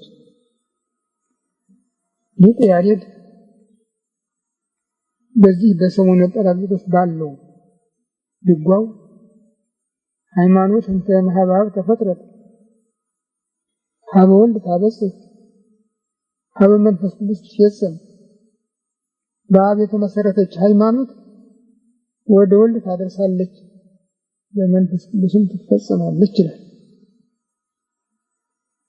እና ክርስቲያን ሁሉ አብ ወልድ መንፈስ ቅዱስ አንድ አምላክ ብሎ የሚያምን ከሆነ እሱ እውነተኛውን ትምህርት ተቀብሏል ማለት ነው። ከዚህ ወጥቶ አንዱን ከአንዱ የሚያበላል ከሆነ ግን ተሳስቷል፣ ሊመለስ ይገባዋል። የኢትዮጵያ ቤተክርስቲያን ይህንን ያስተማረችን አብ ወልድ መንፈስ ቅዱስ አንድ አምላክ የሚለው በሥርዓተ ቤተክርስቲያን የበዓላት አከባበር ጥንተ መሰረታቸውን ጠብቀው በዓመቱም በወራቱም ያንን ጠብቀው የሚሄዱ ሲኖሩ ደግሞ አንዳንዶቹ ወራቱን ሳይጠብቁ ጊዜውን ብቻ ተከትለው የሚወጡ የሚወርዱ በዓላት አሉን። እንግዲህ እነዚህም በጥንታቸው የነበረውን ዕለት የሚያገኙበት የሚያጡበትም ጊዜ አለ። ለምሳሌ በጥንቱ ጌታ የተሰቀለው መጋቢት 27 የተነሳው መጋቢት 29 ያረገ ግንቦት 8 ቀን መንፈስ ቅዱስን ለሐዋርያት ያደለ ግንቦት 18 ቀን ነው። ግን እነዚህ ቀኖች በቤተክርስቲያን የቁጥር ስርዓት መሰረት ወደ ላይ ወደ ታች እያሉ ከመጋቢት 26 እስከ ሰኔ 17 ወይም 19 የሚደርሱበት ጊዜ አለና የነገው በዓልም እንግዲህ በዚያ መስመር ነው የተገኘው። ነገ ሰኔ 12 ነው። ሁለት ነገሮች እናያለን። አንድ በቆሙበት በተመሰረቱበት ጸንተው የሚመላለሱትን፣ ሁለተኛው ከዚህ አይወጣም ከዚህ አይወርድም በሚለው ስርዓት መሰረት በባህር ሐሳብ ቁጥር በመውጣት በመውረድ ላይ ያሉትን ጸንተው ባሉት መሰረት የቅዱስ ሚካኤልን በዓል እናገኛለን። የቅዱስ ሚካኤል በዓል ሰኔ 12 ሁለተኛ የሹመቱ በዓል ነው። ጌታ በትንሣኤው በእርገቱ የሰጠው ስልጣን ነው። ኋላ በዕለተ ምጽአቱ ይታተማል። ሐዋርያው ቅዱስ ጳውሎስ ለተሰሎንቄ ሰዎች በጻፈው መልእክቱ ገልጦታል። ጌታ በሚመጣበት ጊዜ ሚካኤል የመለከት ድምፅ ያሰማል ይላል። በትንሣኤ ሙታን የተሾመበት ነው ይህ በዓል። ከቅዱሳን መላእክት መካከል ብዙዎቹ በመጽሐፍ ቅዱስ ስማቸው የታወቁ አሉ። ከነሱ መካከል አንዱና ቀዳማዊው ሊቀ መላእክት ቅዱስ ሚካኤል ነው። በብዙ በልዩ ልዩ ስፍራ ቅዱሳንን ለመርዳት እንደተላከ በስራ ላይ እንደዋለ መጽሐፍ ቅዱስ ይናገራል። በትንቢተ ዳንኤል ምዕራፍ 9 ቅዱስ ገብርኤል ከዳንኤል ጋር ሲነጋገር በነበረ ጊዜ ካለቃችሁ ከሚካኤል በቀር ማንም አልረዳኝም ነው የሚል። እንግዲህ እርዳታው ከሰዎችም ለመላእክትም ይተርፋል ማለት ነው። በምዕራፍ 12 በመጨረሻ ጊዜ ታላቁ መልአክ ሚካኤል ለወገንህ ልጆች ተነስቶ ዋስ ጠበቃ ሆኖ ይቆምላቸዋል ይላል። ሐዋርያው ይሁዳም ሰይጣን እስራኤልን ሊያስት በተዘጋጀበት ጊዜ ቅዱስ ሚካኤል እንደገሰጸው ወሚካኤል ሊቀ መላእክት የተሐበለ ቃለ ጽርፈቲን አላይ ቤሎ ይህስ ከእግዚአብሔር የመላእክት አለቃ ሚካኤል እንኳን የስድብ ቃል ሊናገር አልፈቀደም። እግዚአብሔር ይፍረድብሃለው እንጂ ነው። ቅዱስ ዮሐንስም በራእዩ በምዕራፍ 12 በሰማይ ሚካኤልና መላእክቱ ዘንዶውን ተዋጉት፣ አሸነፉት፣ ግን ሆኖ ወደ ምድር ወደቀ ሲል ጽፎለታል። ታላቁ አባት ሄኖክም የስሙን ትርጓሜ መሐሪ ይቅር ባይ ነው ማለት ነው ሲል ከተናገረ በኋላ እስመ በዲበ ሰናይቱ ለሰው ታዛዥ ከደግነቱ ሁሉ በላይ ለሰው ታዛዥ ነው ይለዋል። እና በቅዱሳን ነቢያት፣ ሐዋርያት፣ ጻድቃን፣ ሰማዕታት ታሪክ ሁሉ ይህ መልአክ ይገኛል። በብዙ ስፍራ በእርዳታ ላይ ይገኛል። ታላቅ መልአክ ነው። ስለዚህ ቤተክርስቲያን በዓመት 2 ጊዜ በስሙ መታሰቢያ ታደርጋለች። አንድ ህዳር 12 ቀን የመጀመሪያ ሹመቱ ከተራ መላክነት ወደ ሊቀ መላእክትነት ደረጃ የገባበትን። 2 ሰኔ 12 ቀን በዕለተ ትንሣኤ ለሴቶች የምስራች በመንገር፣ በዕለተ ዕርገት ለደቀ መዛሙርት የምስራች በመንገር፣ በዕለተ ምጽአትም ለሙታን አዋጅ ለመንገር የተሾመበትን 2 በዓላት በዓመት ሁልጊዜ ታከብራለች። በዓላቱን ዕለቱን ወራትን ጠብቀው ይመላለሳሉ።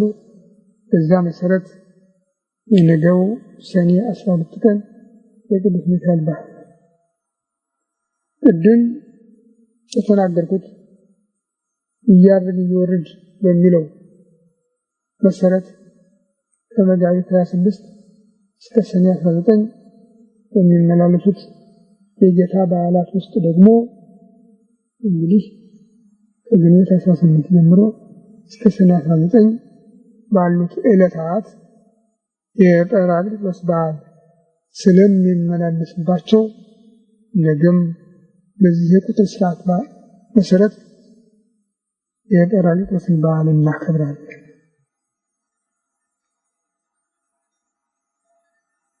ግን ትናንት እንደዚህ ነበር።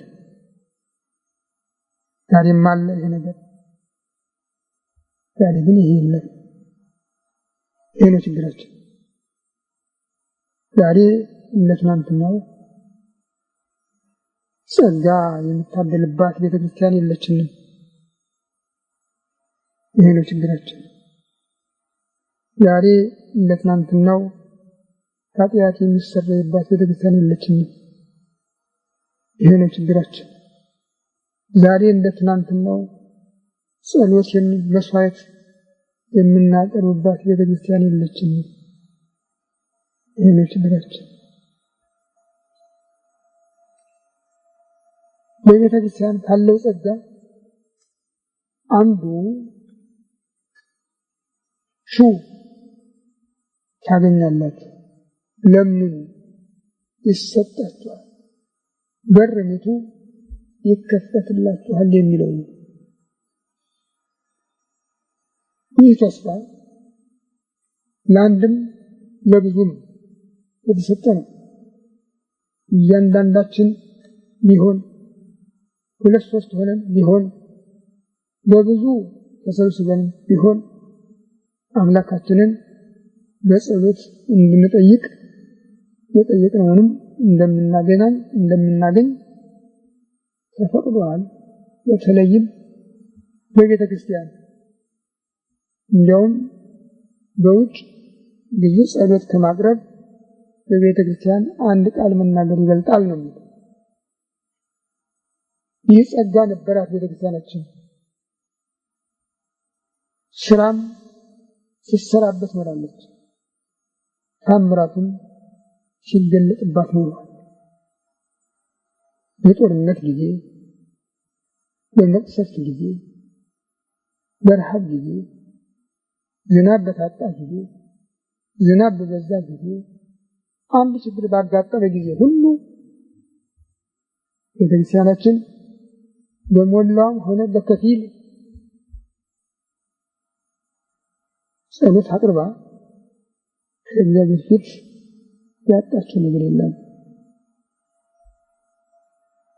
ዛሬ ግን የማትናገር ቤተክርስቲያን ያለችን፣ በእግዚአብሔር ፊት መቆም የማይቻላት ቤተክርስቲያን ያለችን፣ አፋራም ቤተክርስቲያን ያለችን። እሱ ፊት ለመቆም ሃይማኖት ይጠይቃል። አሁን በሱ ፊት ለመቆም የምትችል ቤተክርስቲያን የለችንም። ይሄ ነው ችግሩ። 31 ዓመታችንን ጨርሰን በእሳት አለንጋ እየተገረፉ መኖር የሚገላግለናተን በሚነደው እሳት ላይ ውሃ የሚያፈሳተን በሚወርድብን ጨንገር የሚከላከልልናተን 32ኛ ዓመታችን። ነገሩ ግን እነሱ ብቻም አይደሉም፣ እኛም ጭምር ነን። እግዚአብሔር ሳያውቅ የመጣ ይመስል ሄደ አውቃ ያደረገው ሲያውቅ የለም። አሁንስ እግዚአብሔርን የማውቀው ሆነ መሰለኝ እያልን የምናሾፈው ማሾፍ አለ። ይህ አይደለም። ወደ ንስሐ መመለስ ያስፈልገኛል። መመለስ ይህ ካልሆነ ጥፋቱ እየቀጠለ ይሄድና ብቻ ሀገር ከመኖር ወደ አለመኖር የምንደርስበት እድል ሊያጋጥማት ይችላል። በውጭ የሰማነው ወሬ ሁሉ ደርሰናል። ያውም ትርፍ አለው። ሌላው መከራው ቢኖር፣ ጦርነቱን ቢኖር፣ መቅሰፍቱን ቢኖር አገሩ እንዳለች ናት፣ ምልክቱ እንዳለ ነው። እኛ ግን ሰንደቅ ዓላማችን፣ ድንበራችን፣ አገራችን፣ እርስታችን፣ ነፃነታችን፣ ስማችን የሁሉ የለም።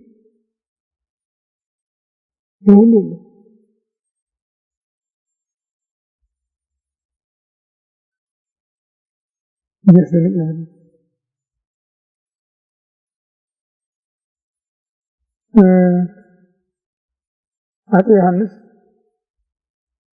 አፄ ምኒልክ የውጭ አገናኝ ከፈረንሳይ ጋር የሚያገናኛቸው ቋንቋ የሚያውቁ ደጃዝማች መሸሻ የሚባሉ ነበሩና ደጃዝማች መሸሻ ሲተቹ ያ ከሰው ቋንቋ አልፎ በሰይጣን ቋንቋ የሚናገር ይባቸው ነበር አሉ። እኔም ይህን ፖለቲካ የሚባለውን ታዘብኩት። የሰይጣን ቋንቋ ሰው የማይመርጥ ሴት ወንድ የማይ ከላይ እስከታች የሰው ላይ ጨፍኖ ምላሱ ሊናገር የማይገባውን የሚያናግር የሰይጣን ቋንቋ ነው። የሚገርም እኮ ነገር ነው።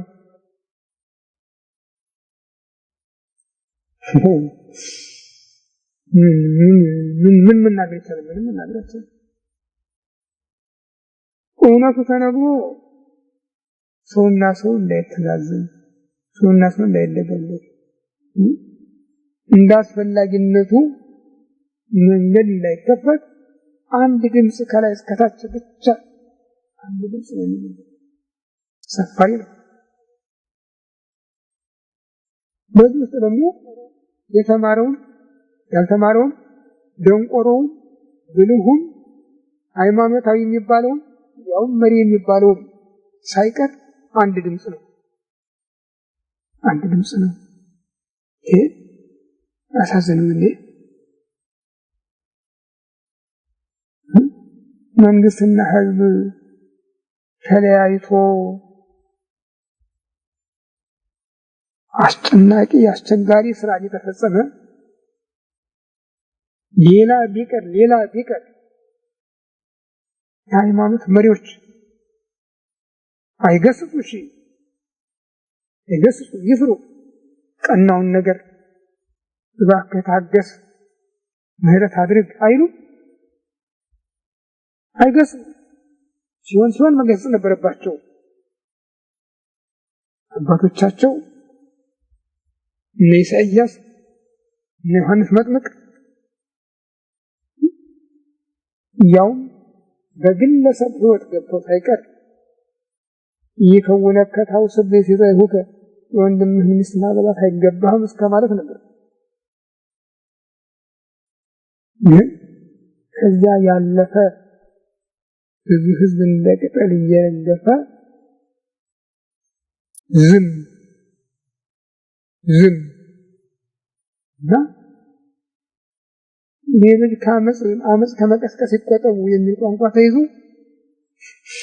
ያብልስ ይሄድ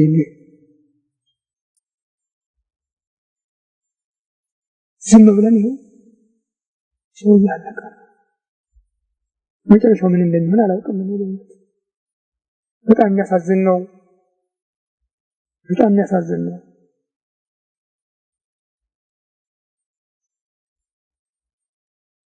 ምን እንደሚመልስ ነው እና ይሄን ያመጣው ያ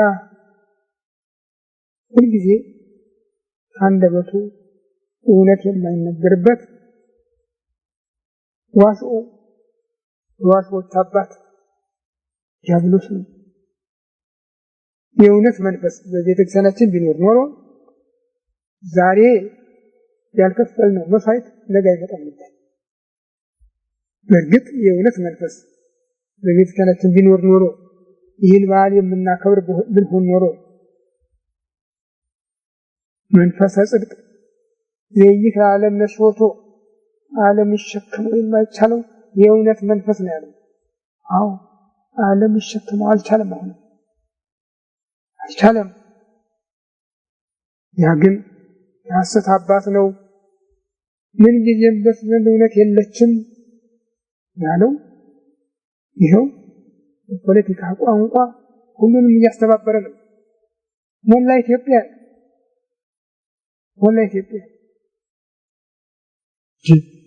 ሁሉ ሊገርሙኝ የራዲዮ ቴሌቪዥን ጋዜጠኞች እገሌን ጠየቅን፣ እገሌ እንዲህ አለ፣ ይሄን ተናገረ። አንድ ድምጽ ነው። ያንን እኔ ስም እየሰየማው ምን አላውቅም። ይህ እውነት ያ ሰው እየተናገረ ማመን አልችልም። ከዚህ ብቻ እኮ አይደለም ከጠረፍ እስከ ጠረፍ ሁሉ በሽታውን ለማጠንከር ካልሆነ በስተቀር ረገብ ለማድረግ ምህረት ለማምጣት የሚጠቅም ነገር የለውም። ይሁን እነዚያ ተላላቂዎች ናቸው፣ መሪዎች ናቸው፣ አድርሱ ያሏቸውን አድርሱ። የሃይማኖት አባቶች ነን የሚሉት ግን ናቸው የሚባሉት ግን እነሱ ልክ ነው አሉ እኮ ሲመሰክሩ ልክ ነው። ታዲያ በዚህ ምን ምህረት ይገኛል? ስለዚህ ባካችሁ እስኪ እንደው ታላቅናችሁ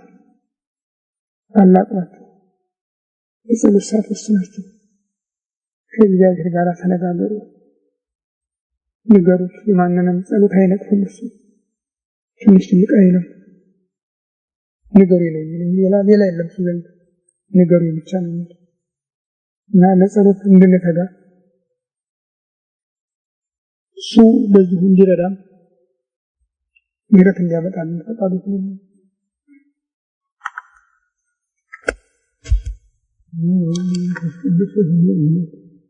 አሜን። አቤቱ ቸር እግዚአብሔር አምላካችን በዚህ ዕለት በዚህ ሰዓት በዚህ ስፍራ በቸርነቱ ስለሰበሰብን በዚህ ከፍተኛ ቀጠሮ ስላደረስክን ስብሰባችንን በሰላም ስላስፈጸምክን ከሁሉ አስቀድሞ ቅዱስ ስምህን እናመሰግናለን። ቸር እግዚአብሔር አምላካችን እስከ ዓለም ፍጻሜ እኔ ከእናንተ ጋር ነኝ ብለሃል። እንዳትለየን እንዳትርቀን እንድትታደገን እንድትጠብቀን ከመከራ ሥጋ ከመከራ እንድትሰውረን ሀገራችን ኢትዮጵያን ኦርቶዶክሳዊ ተዋሕዶ ቤተክርስቲያን ክርስቲያን ሕዝብህን በቸርነት እንድታስብ እንለምንሃለን እንለምንሃለን። ጌታዬ አምላኬ መድኃኒቴ ኢየሱስ ክርስቶስ እባክህ ይህችን ሀገር አስባት። በስምህ ጠብቀሃት ኖረሃል። ዛሬ ግን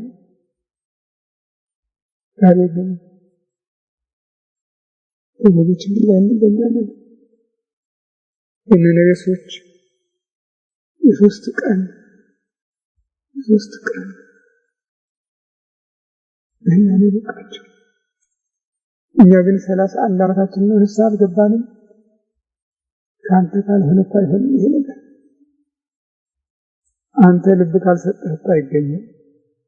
ያኮ ወደ አንተ የምንመለስበት ካንተ የምታደርግበት በራስን ከጥፋት የምናደርግበት ምንለው ታስተምረን ጌታዬ። ወደስባን አንተ ለቸር አባት ለመንፈስ ዛሬ የትየዘላለም አባታችን ስለሚቀደስ መንግሥት ይወምድር የዕለት ምግባችን በደላችንን ይቅር እኛም የበደሉንን ይቅር እንደምንል ይቅር ከተፈወደ መንግሥት እንተለይተን ኃይል በመስቀል ይዘን እመቤታችን ቅድስት ድንግል ማርያም በምሕረት ሰላም ከሀሳብሽ ድንግልነት ከሥጋሽ ድንግልነት ያሸነፍሽ በእምነት ስለተነሳሽ ከሰማይ ጸጋ የተመላሽ የእግዚአብሔር ልጅ የተባረክሽ በማኅፀንሽ የተወለድሽ ክርስቶስ ምስጉን ነው። ደስ ያለሽ ጸጋ የተመላሽ እመቤቴ እግዚአብሔር ከአንቺ ጋር ነውና ከተወደደው ልጅሽ ከጌታችን ከመድኃኒታችን ከኢየሱስ ምሕረትን ለምኝልን ኃጢአታችንን ያስተሰርይልን ለዘላለሙ አሜን። ሰላም ለኪ ሰላም ለኪ ይሁን ይሁን አንተና ንጉሥ ይሁን ሰበተኝነት ነው እንደሆነ ለዛችን ይሁን ነው የሰፈስ ወሰይነት ነው ይሁን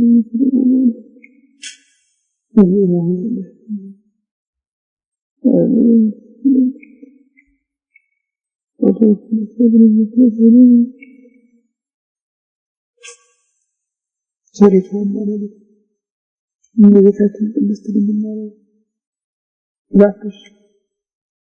እባክሽ እመቤቴ እባክሽ በመንፈስ ቅዱስ ስለ ኃጥአን ሁሉ የምታቀርቢው አማላጅነትሽ አስቢን። አስብልኝ አገሪቱ ለውስጥ ህዝቧን አስራት አድርጌ ሰጥቼሻለሁ ብለሻልና የኪዳንሽን አስቢ ብንኖር ነው አማን ብለን ተስፋ የምናደርገው ተጠፋናል። ሰይጣን ግን ያጠፋን ይተክል ምን ይተክል ይሻላል ለውጥ ይስጥሽ በላታ አመራግነ ወደታችን ይቀርብ ይተቀበል ለምን ሀታ ፈርስ ነው አንተ ለሰላባት ወይም ተስብስኝ ያለን የተለየናል አባታችን ስለቀደስ መንግስትን ተፈጣሪ በሰላም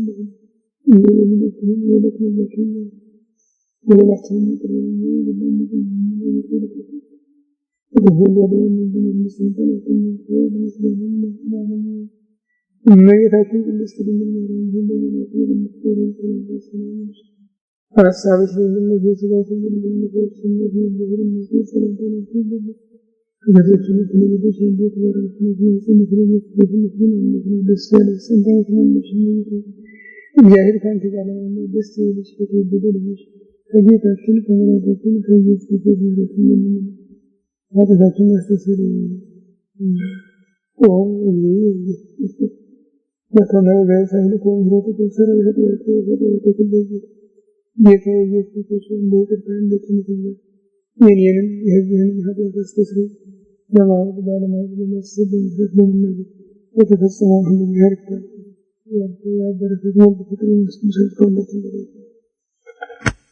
አሁን እንደገና አረባቆተው 5 አመት ከመቆም አንድ ቀን መቆም ይሻላል አለኝ። 5 አመት ከመቆም አንድ ቀን መቆም ይሻላል በማረጋገጥና እንደገና እንዳለኝ ለዚህ የመጣው ነው ነው ሰው ያሰብከው ስለ ጊዜ ልክ ነው ሁሉ ነገር የተሟላልኝ መስሎና የልብን ተነፈሰ ሻየው ግን መልኩ ተለውጧል በጣም ቀላል ገና ከመጀመሪያው የሚያዚያ 30 ቀን ያወጀው ተቃዋሚው ክፍል ነው ሌላው አላወጀም ነበር ሁለታውን ሳይድን በስቲል ቀደምና ለገምድ ለመዘን ብሎ ሚያዚያ 29 ቀን አዘዘ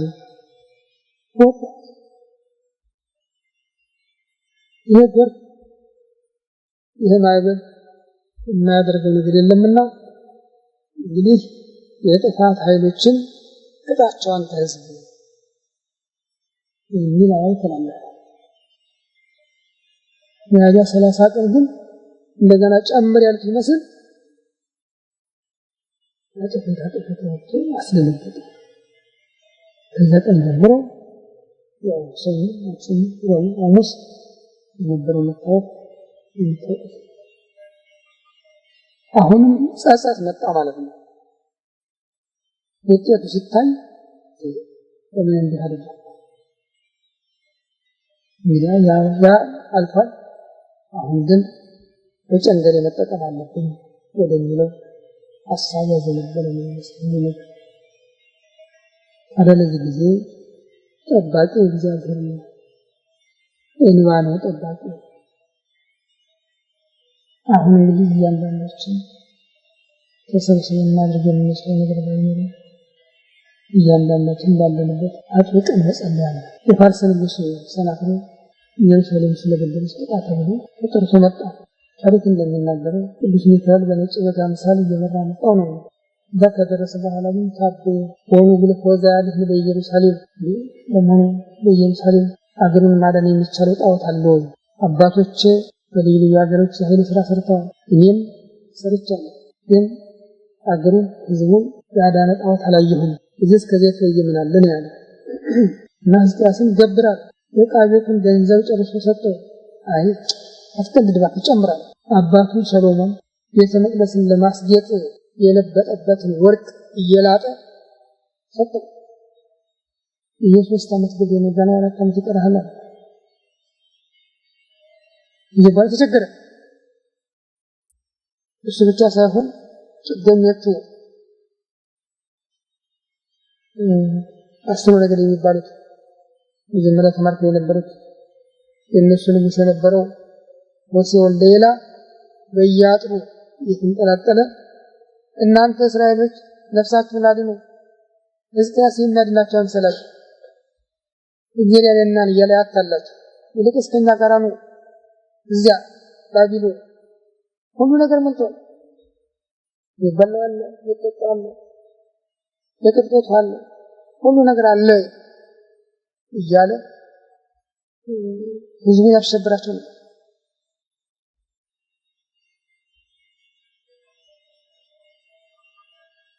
ዛሬም ስለቋንቋል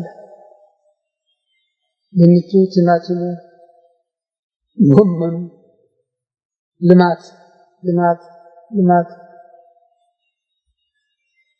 ዘመን አሁን አሸነፍነት ኃይል ይተተው ታዲያ በዚህ ጊዜ እስኪያስ ጨንቀው ወደ ነብዩ ኢሳይያስ ላከ ለተምን ዳጌ ለተህናን ዛሬ መከራ ቀን ዛሬ ምልቃን ለይስማ እግዚአብሔር አምላክ እግዚአብሔር ራፋስቂ የተናገረውን ሰናክሬም የተናገረውን ይስማ እባክህ ጸልይልን የላከው ኢሳይያስ መልእክተኞችን መለሱ ለላካቸው ለሕዝቅያስ እንዲበሉት አይዞህ በሉት በእንቲያዬ በመን ተዳዊት ቁሌ የቀውም ላክ ለዛት ሀገር ረዳ ዋድህና ወሰሐላ ስለስሜ ስለዋሪያ ስለ ዳዊት ብዬ ለዚች ሀገር ዋስጠበቃ ሆኜ ቆምላታለሁ እረዳታለሁ እታደጋታለሁ አድናታለሁ ይቅርላታለሁ ብሏል በሉት እንኳን ሌላ ጥፋት ቢያደርስ አለንጋ አያጥህም በነገው ቀን ወላችሁ ይላችሁ በነበሩት በዚያ ሲሪት 185,000 ሰራዊት በተኛበት ቀርቶ 5 ብቻ ያገኘ ንጉስ እነዚያን አስከትሎ በፈረስ ሆኖ ከኋላው ደረስኩብህ የሚል የሰራዊት ድምጽ እየሰማ የሌለውን በልቡ የተፈጠረውን አደረገባ እዛም ልጆቹ ያን ሁሉ ሰራዊት አስጨርሶ ምን ሊያደርግ ይመጣ ብለው ዘነዘና ቀጥቀጣው ገለሉ ይላል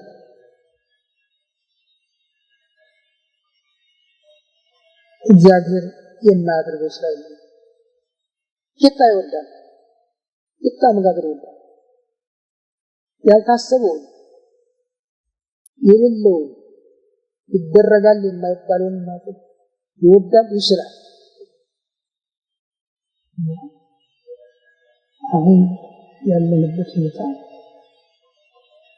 አስደንጋጭ አሳዛኝ ነው በራሱ ጥፋት ሰው ሌላውን ይገርፋል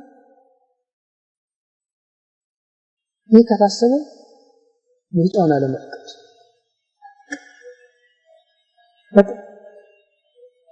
ይቀጥላል አሁን ልዩ ምክንያት ስላለ ይቻላል ለማድረግ አልተቻለም በመጣው አመት ለማስተላለፍ ሲቻል የተደረገ በኋላ ሁኔታውን በትዕግስት ተቀብሎ መልስ መስጠት አንተ ሁኔታው አስቸጋሪ ሁኔታ ደርሷል አንተስ ምንሰምት የምትናገር ትችላለች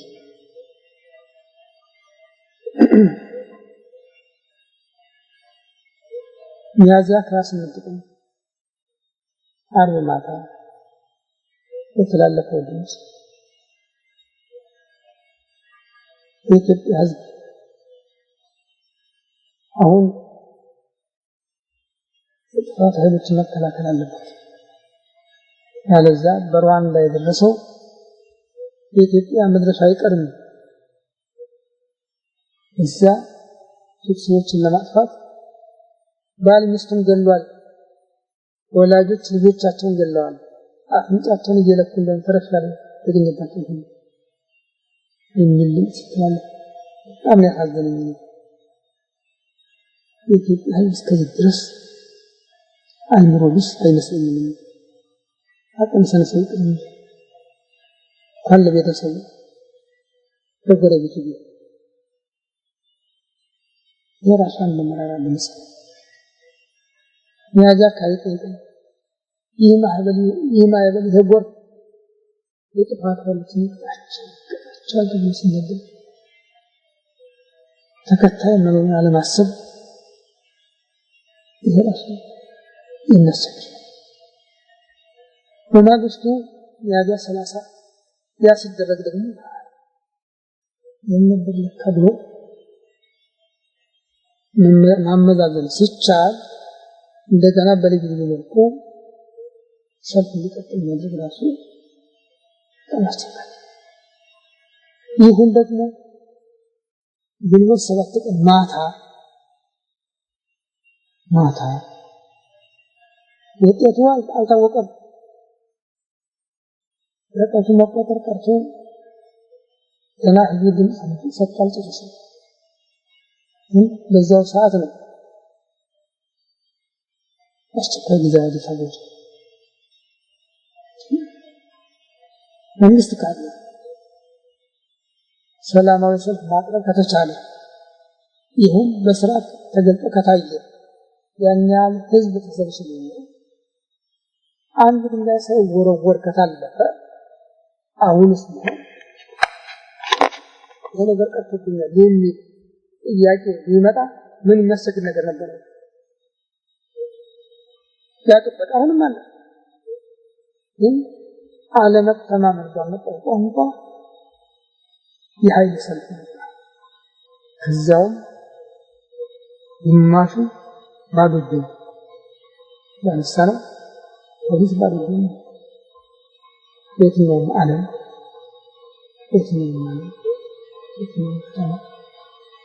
ሰራዊት በአዋጅ ለሚጠራ ጥሪ ካልሆነ በስተቀር የሀገር ውስጥ ጉዳይ ሰላም አስከባሪ ፖሊስ ያጥፋም ያልማል። አሁን ፖሊስ ባለበት ሌላ ኃይል ነው ተዘጋጀ። ይሄ ራሱ የሚያስፈልግ ነው። ከዛ ጊዜ ጀምሮ በየቀኑ ያለ የሚተላለፈው ዜና አስፈሪ ነው። ግን ከዚህ በኩል ማንም ቋሚ የለም። ከላከላለሁ የሚል ማገፋለሁ የሚል ወታደራለሁ የሚል የለም። ከሌለ ሌላ ምን አስፈልግ? ይህ ኢትዮጵያን ለመጉዳት ሰይጣን የሚያደርገው ትግል ነው ማለት ነው። እስከዛሬ ያደረገው አልበቃ ብሎት 31 ዓመት ለዚህ ሀገር ላይ የተፈጸመው ጥፋት አልበቃ ብሎት አሁን ደግሞ መጥፎ ጉዳት ለማድረስ ይፈልጋል። በዚህ ጊዜ ውስጥ የሚጸልይልን አባት የለንም። እንደነብዩ ኢሳይያስ አለ የሚከራከርልን የለም። እንደነ መርዶክዮስ አለ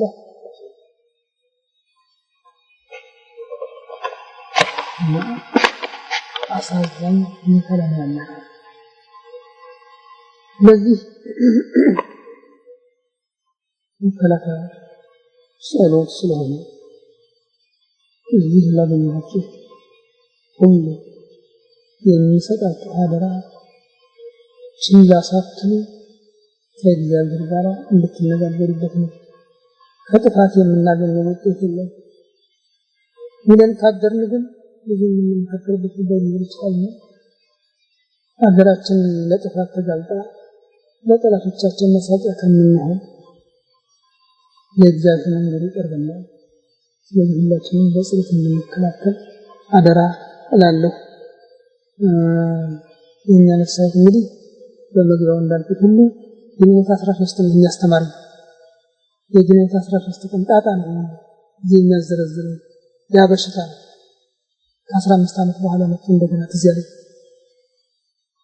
እንጃ አልገባኝም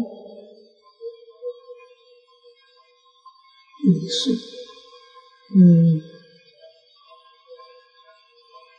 መላእክት ቅዱስ ሚካኤል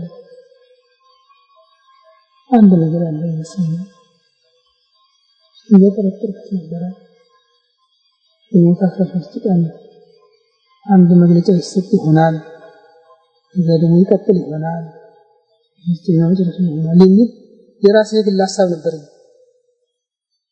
እና እንግዲህ ዛሬም ምርጫ አደረገ ምርጫ ስላልዋላ ነው ይሰማል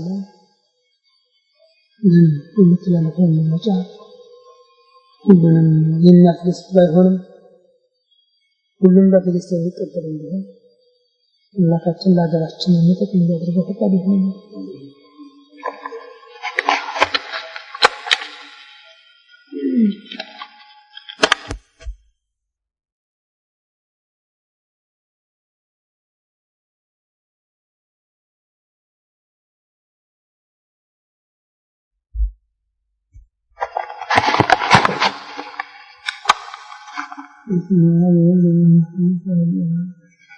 አሜን አቤቱ ቸር እግዚአብሔር አምላካችን ሆይ በዚህ ዕለት በዚህ ሰዓት በዚህ ስፍራ በቸርነትህ ስለሰበሰብከን ስብሰባችንን በሰላም ስላስፈጸምከን ሁሉ አስቀድመን ቅዱስ እናመሰግናለን።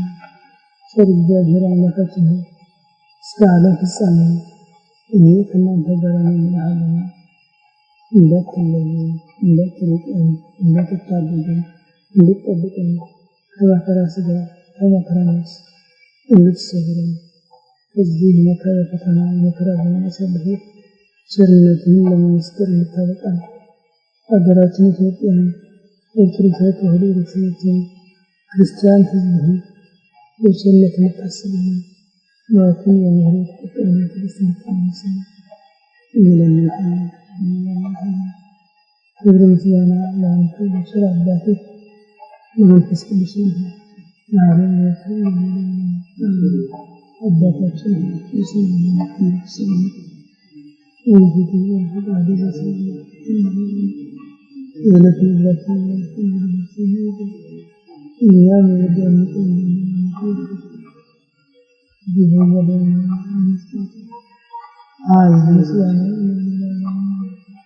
እመቤታችን ቅድስት ድንግል የመላኩ ቅዱስ ገብርኤል ሰላምታ በሀሳብ ውስጥ እንደምትመስለሽ አሸናፊ የሆነች ሰላምታ ከዘገተነ ተለይተሽ ይባላል ያሰነህ ልጅ ተሰንቶ ጸጋዬ ታለ ደስ ይበልሽ ይወርካል ወደደ ልጅ ከጌታችን ከመንበርከን ወለትን ለምን የለም ወደትን አሜን ሰላም አለይኩም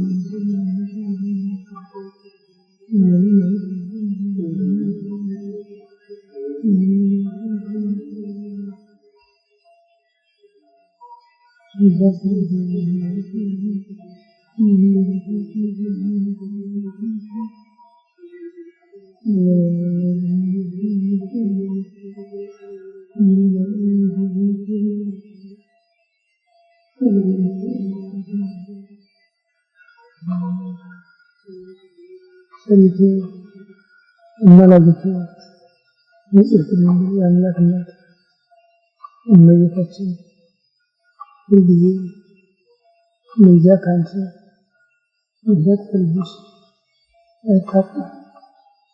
የማይደርቅ የማይነጥፍ የአማላጅነት ምንጭ ነሽና ስለ ሀገራችን ስለ ሕዝባችን በአብ በወልድ በመንፈስ ቅዱስ በምታቀርቢው በአማላጅነት ልታስቢን ከዚህ ፈተና ዘመን አስተላልፈን ይህንን የነደደ እሳት እንድታበርድልን የመለየት ሰዎችን ህይወት የሰጠ የነደደውን እሳት እንነሳ ለሰለስቱ ደቂቅ ትድግናውን የገለጠ የነደደ ፈቃዳና ከዛ በኋላ ሰማዕታትን ህይወት አደገ ልጅ ነው ዛሬ እቺን ሀገር ከሚሆን ከጥቂት እንዳለ እንድትለምኝ እንድትማኝ ስለ አብ ስለ ወልድ ስለ መንፈስ ቅዱስ ልታስብም እንለምንሻለን እንማልድሻለን ቸር እግዚአብሔር አምላክ እናት ለምን የታስም ምስል እንደፈስተልስኝ በእናትህ አማላጅነት ኃጢአታችንን ይቅር እንድትለን ስንታችንን ትቀበለን እኛንም ሀገራችንን ቤተሰቦቻችንን ክርስቲያን ህዝባችንን እንድታድን የነደደውን እሳት አንተ እንድታበርድ